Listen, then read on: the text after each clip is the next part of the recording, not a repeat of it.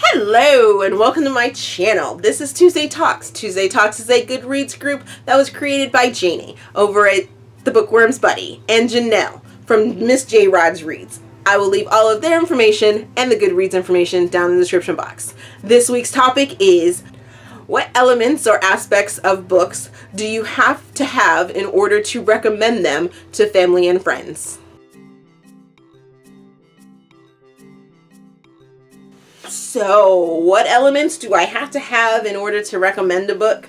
Yeah, that can vary from family member to friends and what they're looking for, what I know their tastes sort of are, or they have given me in the past. Hey, I want to read something smutty. I want to read something light and romantic. I want to read something dark and twisted, or I want to read something about friendship, or I know that this family member may not be into all of the craziness and romance that I enjoy. So I'm going to give you guys 3 different categories of books that I like to recommend to pretty much general public. So I have to be emotionally connected to the books that I recommend. I have to be moved by the book in order for me to recommend it to someone else. If I don't find value in that emotional connection, then I probably won't recommend it. I've read almost over 700 books, so I would not necessarily recommend all 700 of those books.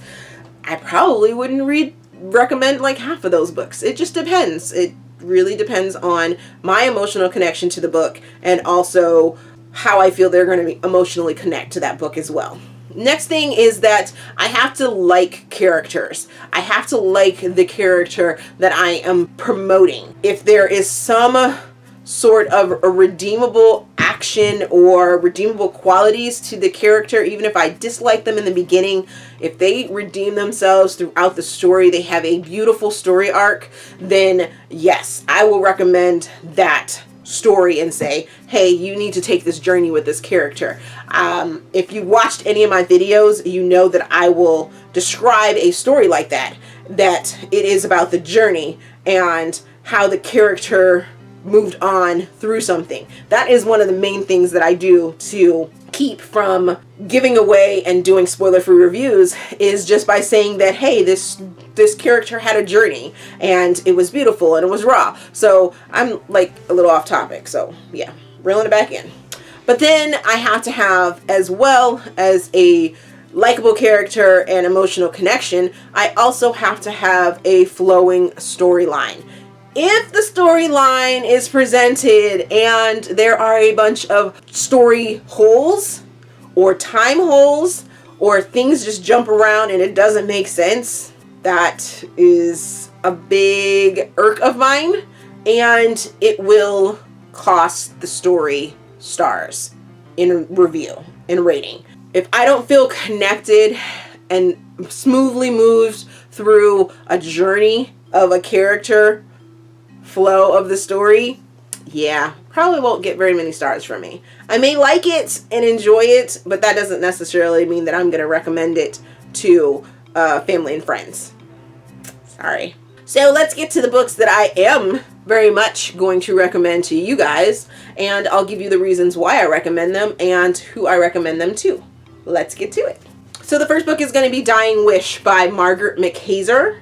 And I recommend this book to people that are looking for a journey of friendship and love. It has very difficult sort of situations that go along with it, but overall this book is about friendship and love and acceptance and grief. Next we have The Brave Line by Kate Stewart.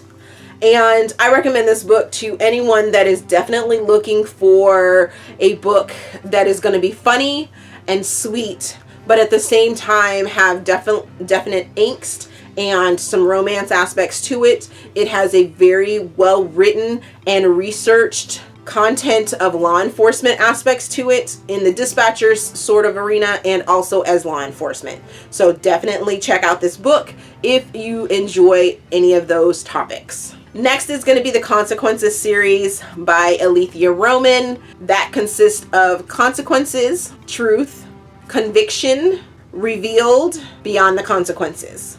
I recommend this series to people that are looking for a mind twister, and that it's psychological. It has to deal with some very, very difficult situations. There is a scene in the very first book that some of the people that I have recommended this book to have a hard time getting past it, or I have read in reviews that they have a hard time getting past it. My suggestion is to get past that first situation, that first hill of a traumatic event. Do it. Just push through it. I mean, even if you have to take a breath and then go back and continue to read it, you are going to enjoy the craziness and psychological manners and things that go along in this story. It's a twister, it's a thriller, it is very psychological. I would have to say this series is probably one of the least romantic series that I would suggest, but it definitely has romantic sort of aspects to it. And you may even feel that it's not a romance series because it's not initially written as a romance series. So don't go in thinking you're going to get all hearts and flowers throughout this entire book, because it is so not that.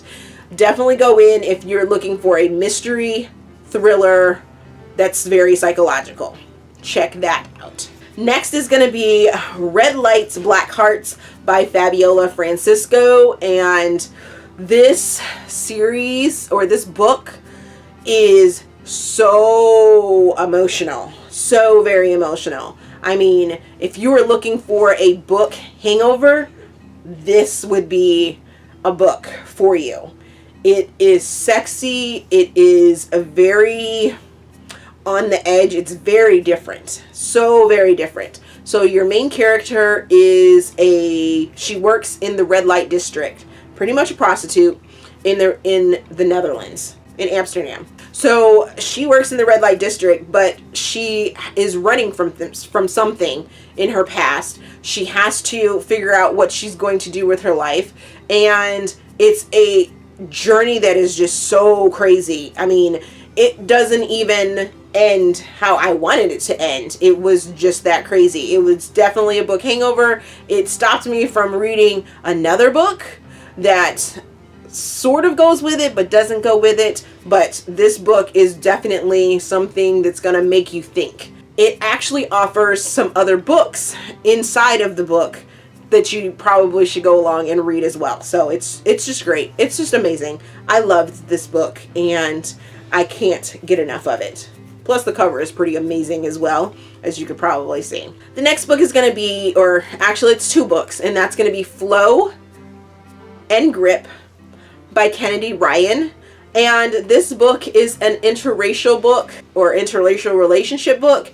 And then on top of that, it touches on some very, very prevalent social issues that are going on today. And I was very surprised when I found out that the author, yes, she is a black female, however, she is not in an interracial relationship.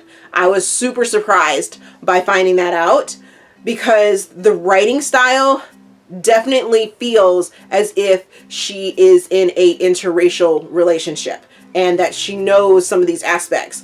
I am in an interracial relationship, so I felt everything, all the emotions that she had in this book were very real to me, and it was very moving, and she definitely did her research, and she definitely put her feelings out there in this book, or in these two books as a matter of fact. But it's just amazing. It was amazing. I can't wait to get to the rest of the series that go along that this was a spin-off for. Those are interracial books as well, but it's still just amazing. I would definitely recommend those books to people that are looking for those different aspects of a series or even a standalone. Next is going to be Dear Life by Megan Quinn. And this book, it deals with grief, a journey of life, and it actually gives you very good ways to deal with 4 different situations in life, because each one of our characters, you have 4 of them, they're all going through different things. It is a book that definitely would benefit pretty much anyone that needs that helping hand to move on, deal with life. I mean, it's It's called Dear Life. I mean, seriously. Gosh, amazing.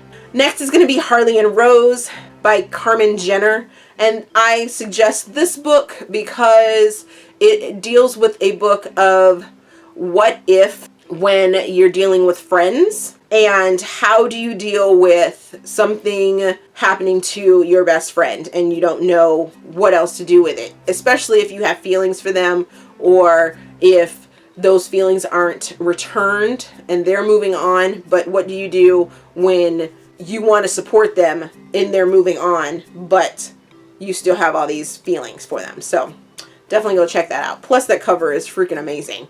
It's so pretty. I love it. And then lastly is For All the Evers by Deborah Anastasia.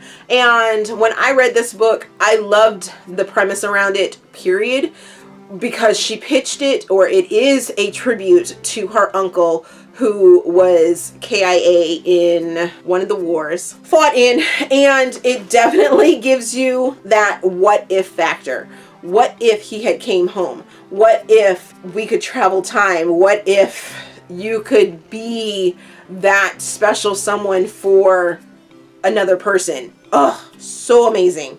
So absolutely amazing. So those are definitely some of the books that I would recommend to family and friends, and the reasons why I would recommend them. Are any of those books that you have read? What do you think about them? Did I give sort of a right description on them? Would you read any of these books from my description? And if you want to know more, I will link any of the ones that I did a video review for down in the description box, so you guys can check out my full reviews for those books. Let me know some books that you would definitely recommend to family and friends, and the reasons why you would recommend them to those family and friends. As always, if you enjoyed this video, please give me a big thumbs up and subscribe. There's also a feedback form down in the description box, so you guys can assist me with improving my channel. I also started a Goodreads group, so if you want to check that out, that information is in the description box as well. Thank you for watching, and we will see you guys next week.